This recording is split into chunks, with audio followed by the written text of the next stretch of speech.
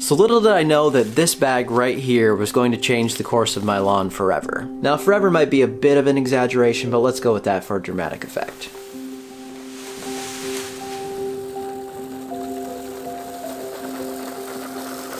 So the story begins here with my backyard, which has been Kentucky bluegrass since the original renovation in 2012. Now this was back before I knew much about lawns at all, and I didn't pick the grass seed that was back there. So there's been some highs and lows with this bluegrass, but one of the things that's been frustrating for me has been the inconsistent color and the lack of heat tolerance. So let's fast forward this story to 2020, where things started out strong this year, and I was cutting a lot lower and things were looking really good in the spring. So as summer was approaching, I knew that I wouldn't be able to keep up with 4,000 square feet of reel mowing with a 16-inch manual reel mower, so I decided to raise the height of cut up to around 2 inches, and I was generally pleased with those results. But then I made a few mistakes, and there's a few other factors here as well. Number one was I applied a heavy dose of iron and other micronutrients about midsummer, and I didn't get that watered in overnight, and it was too high of a dose, and it started to really cause some damage on the turf. Now meanwhile, number two was all this summer stress was starting to come in, and I already know that this bluegrass doesn't really like the summer stress. I was going on a vacation about midsummer, so I decided to put some plant growth regulator on the yard,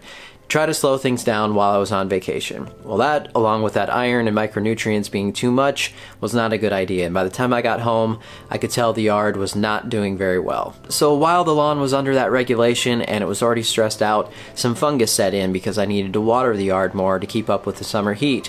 And this year we had a drought. Put all of those things together and factor in that later in the year we were also building a deck, walking all over the stressed yard and doing a bunch of construction. The lawn in my backyard was in basically the worst shape that I'd seen it in a very long time. But now we get to the point where this bag actually factors in. So I had an opportunity to bring some more high-end seed options to my website this fall. But before those production bags were done with all the cool logos on them and all the branding, I was sent 2 of these plain bags so that I could start my turf trials. So my plan was to put a heavy dose of ryegrass onto the backyard, let the existing Kentucky bluegrass that was there recover from all that summer, but there wasn't a whole lot left honestly after the summer and all that fungus damage. So I was going to put a heavy dose of ryegrass on there, and hopefully within about 2 weeks I'd be back to mowing and things would be back to looking pretty good back there. I also know that I need to finish putting in-ground irrigation back in this section, and also I was planning on possibly doing a full renovation back there next year. So with all this in mind, I figured I would just get the ryegrass down, get a really nice lawn established for this year, and figure out the rest of the details as we get into next season. Now I knew I would need more than just one of these bags to cover the whole area, so I filled up my spreader, went out there, and got the seed down.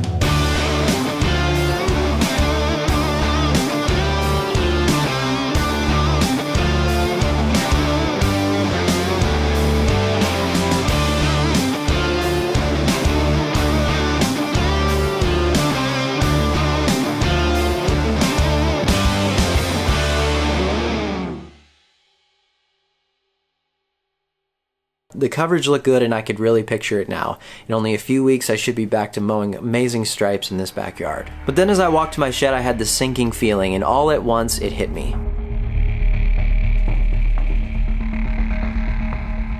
I'd received not 1 but 2 bags without logos on them.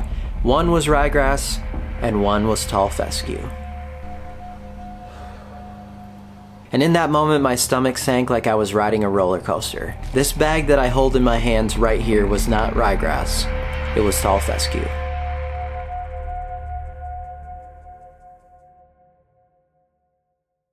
I went in the house and told my wife what had happened. First thing she said to me was, "Where's your shop vac and how are we going to get all of that seed removed from the backyard?" But there was just too much of it down, there was too much sand on the ground, and I knew at this point that there was no going back. Fate had intervened and changed my lawn forever. But hey, at least the seed I put down is amazing stuff.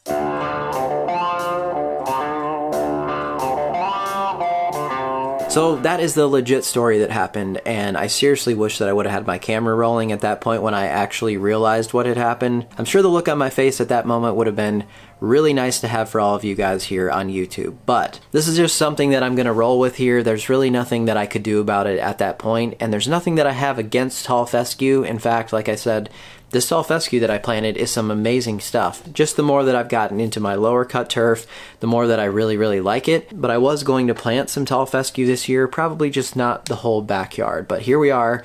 I'm going to embrace what it is, and I'm going to show you guys along the way what it's going to look like, how we take care of it, and I think a lot of you with tall fescue, or those of you who are interested in tall fescue, are actually going to find some valuable stuff out of this. So maybe in the end this was all supposed to happen for a reason. So after that whole fiasco, of course I called my good friend CW, and he laughed in my face and said it was absolutely hilarious, and I would expect nothing less from him. So then I called my good friend Ryan, who's the co-host for the Turfcast podcast that we do, and he actually talked me off the ledge pretty well and said, you know, it's actually a really good learning experience for you, and you planted some amazing grass seed, so don't be too upset about that. I just kind of am rolling with it at this point and be able to show you what happens with this. But there was one caveat here that I had to figure out, and that was that I had a lot of existing bluegrass here, and I didn't really want that mixture of what was there and this nice new tall fescue to mix together, so I was kind of figuring out what to do. So the same day that I put out that seed, I went and sprayed the grass that was there, and I wasn't sure how much of it was really going to die off because some of it was still dormant, and it's not ideal to be spraying dormant grass, but I just had to go for it and try. So today let's look at what it's looking like. I did find a few spots as well that I missed with the spray, which is why you don't really want to just do one spray if you're trying to get rid of a whole lawn.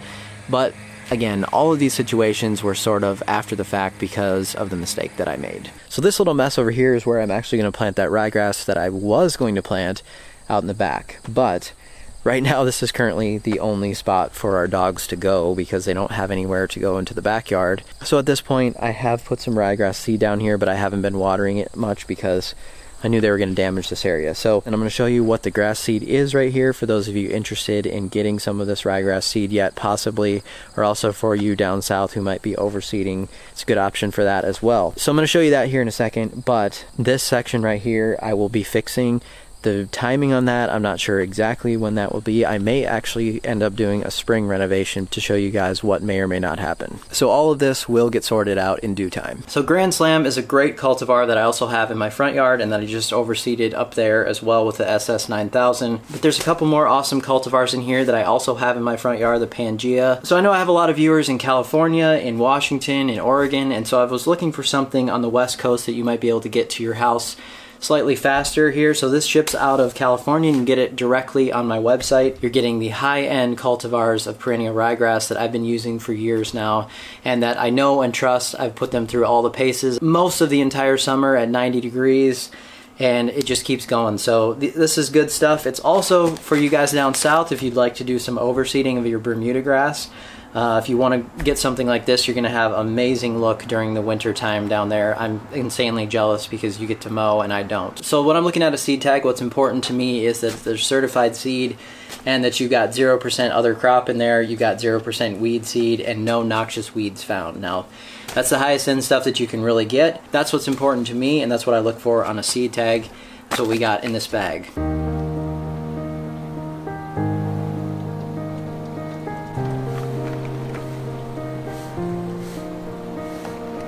So now that I'm in the pursuit of having the best tall fescue yard that I can possibly have here in this backyard, there's a few wrenches thrown into my plan right away. The first was that the first week that I put this down, we got some massive rainfall, which I showed in the last video. We got over 4 inches of rain, but it wasn't just steady rain. So there's a couple times that it was really heavy.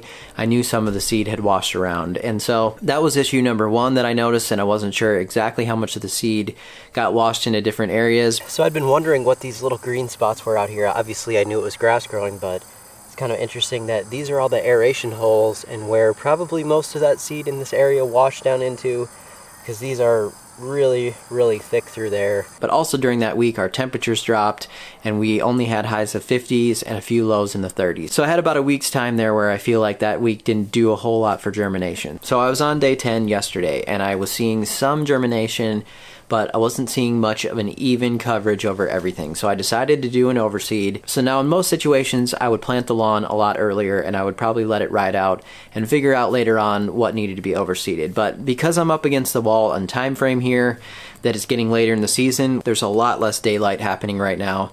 And also, I'm getting close to my first frost date, which is usually close to the beginning of October or shortly after. So I wanted to try to make sure that I have as much seed germination happening as possible in the next couple weeks. So I've kind of got to get this yard going as quickly as I can here to try to establish things before the winter time comes. This wasn't obviously an ideal situation, so I'm just trying to do what I can to make sure I have the most success possible.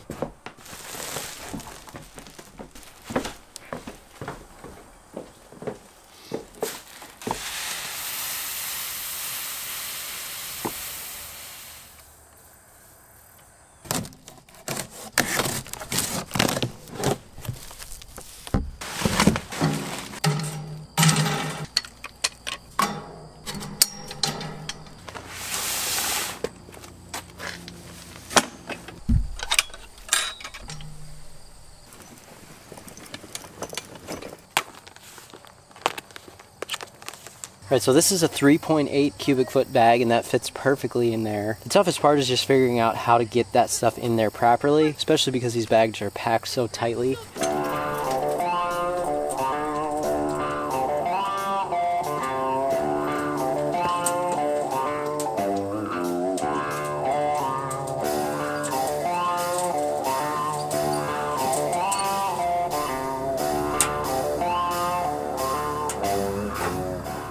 Just does a fantastic job. Got all these bigger pieces of sticks and other stuff in here that you don't want. Puts down all of the other stuff in a nice even layer, especially this bigger size. I really like it because you can get a lot more area covered. It's got a little hitch on it so that you can attach it to something if you were using it on a larger yard, if you want to pull it behind a garden tractor or mower or something like that. That's one bag. I've got more to go here.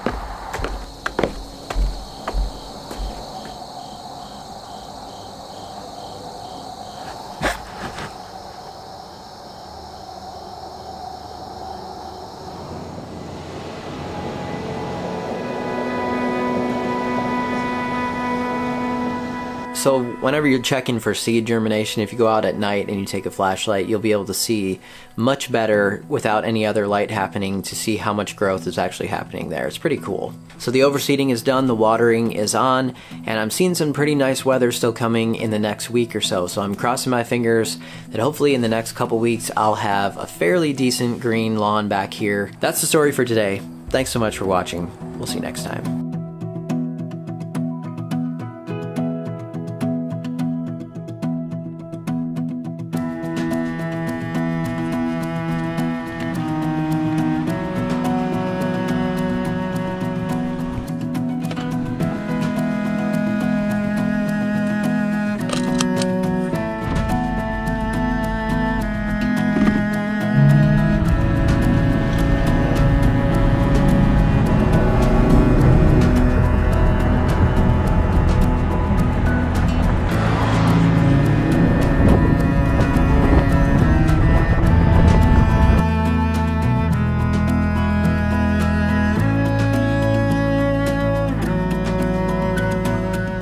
So I know many of you have been concerned about the Challenger and where it's at, so I had to show you today that I do still have it. It's just, I can't fit it in the garage.